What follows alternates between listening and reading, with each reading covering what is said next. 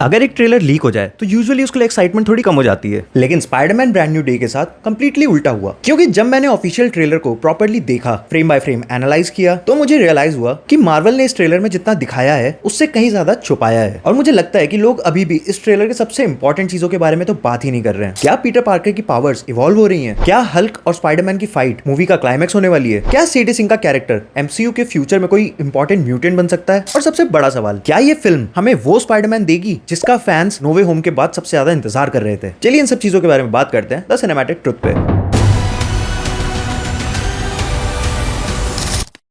तो finally Spiderman brand new day का official trailer आ चुका है। और हाँ, ये वही ट्रेलर है जो कुछ दिन पहले लीक हुआ था, frame by frame same trailer, बस इस बार 4K में। और मार्वल भी इस बार डैमेज कंट्रोल नहीं कर पाया। लेकिन ऑफिशियल ट्रेलर देखने के बाद एक चीज तो क्लियर हो गई है, ये मूवी सिर्फ एक स्पाइडरमैन एडवेंचर नहीं होने वाली। ये पीटर पार्कर की लाइफ की उस फेज की कहानी है जहां उसके पास कोई भी नहीं है, वो कंप्लीटली अकेला है। हर स्पाइडरमैन स्टोरी में उसके पास एटलीस्ट आंट में तो रहती ही थी, मगर यहाँ तो वो भी नो वे होम के एंड में सारी दुनिया भूल चुकी है कि गंगाधर ही शक्तिमान है, यानी पीटर पार्कर ही स्पाइडरमैन है। एमजे उसे नहीं जानती, नेड उसे भूल चुका है, यहाँ तक कि एवेंजर्स भी उसे भूल चुके हैं। अब पीटर को लिटरली अपनी पूरी लाइफ दोबारा से बिल्ड करनी है। और इसीलिए मुझे लगता है कि ये मूवी इमोशनल लेवल पर भी काफी हैवी जाने वाली है। एक चीज और जो देख के थोड़ा अच्छा लगा, एमसीयू के स्पाइडरमैन ने फाइनली अपने खुद का सूट खुद बना लिया, ना कि किसी स्टार्क टेक की वजह से, जो कॉमिक एक्यूरेट भी लग रहा है, रेड और ब्लू कलर में। इसमें कोई फालतू की टेक नहीं है। और रेड सूट से याद आया कि नीचे वीडियो में एक रेड बटन होगा सब्सक्राइब का, उसको जरूर दबा देना।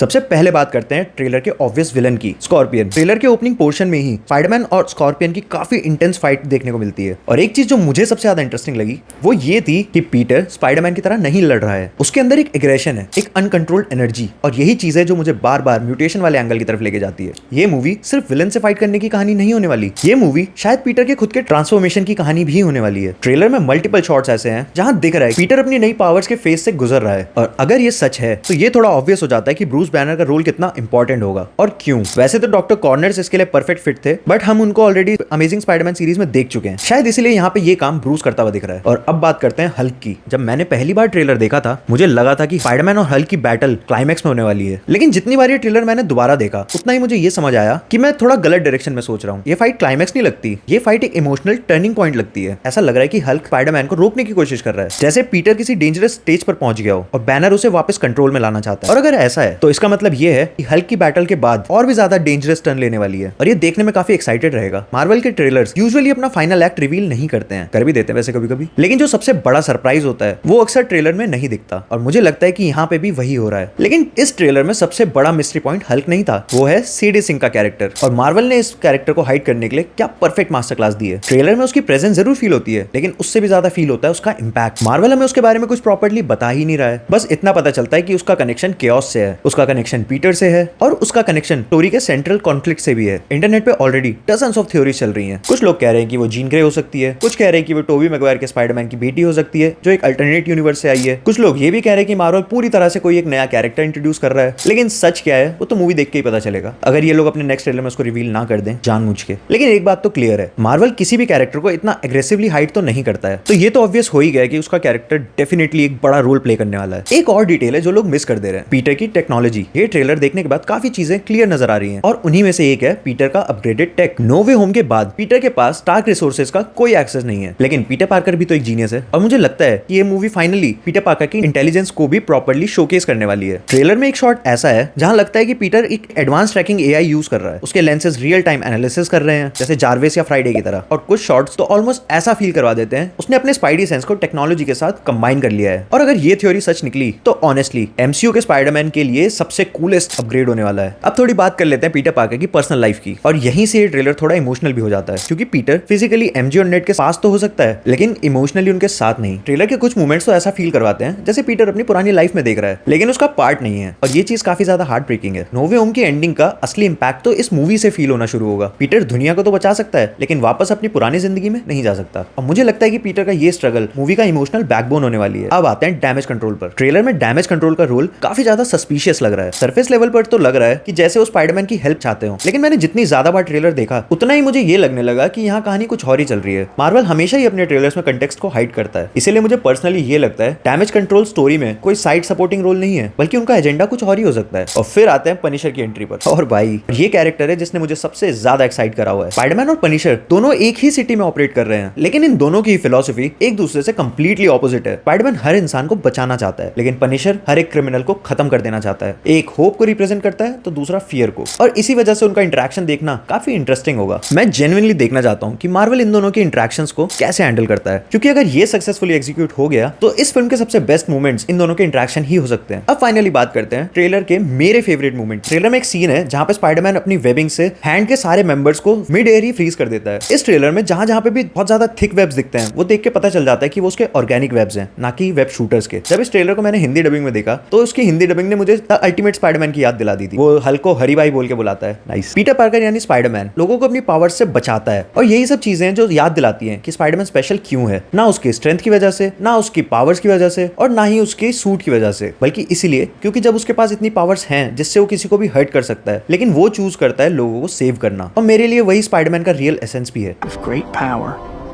comes great responsibility. तो ओवरऑल मुझे ये लगता है कि Spiderman brand new day Marvel की सबसे इंटरेस्टिंग अपकमिंग फिल्म्स में से एक बन सकती है। ऑफ कोर्स डूम्सडे के बाद यहाँ सिर्फ विलन्स की मिस्ट्री नहीं है, यहाँ पीटर पार्कर का फ्यूचर भी स्टेक पे है, म्यूटेशन का एक अलग एंगल है, हल्क का रोल, सेडी सिंह का मिस्ट्री कैरेक्टर, पनिशर की एंट्री, डैमेज कंट्रोल के हिडन एजेंडाज, और सबसे इंपॉर्टेंट पीटर की पर्सनल जर्नी। और जितना भी मैं ट्रेलर के बारे में सोचता हूँ उतना ही मुझे ये लगता है मार्वल ने अभी भी अपने सबसे बड़े कार्ड्स को हाइड करके रखा है। अब देखना ये है कि मूवी रिलीज के बाद हमारी थ्योरी सच निकलती है या एक बार फिर से मार्वल हमें सरप्राइज कर देगा। सरप्राइज करना है तो थोड़ा अच्छे से ही करना। कमेंट सेक्शन में मुझे जरूर बताना कि इस ट्रेलर में आपको सबसे ज्यादा इंटरेस्टिंग डिटेल कौन सी लगी, और तुम्हारे हिसाब से सेडी सिंह का कैरेक्टर कौन हो सकता है। तो वीडियो पसंद आई हो तो वीडियो को लाइक, शेयर और चैनल को सब्सक्राइब करना बिल्कुल मत भूलना। तो मिलते हैं नेक्स्ट वीडियो में, और तब तक के लिए स्टे सिनेमैटिक।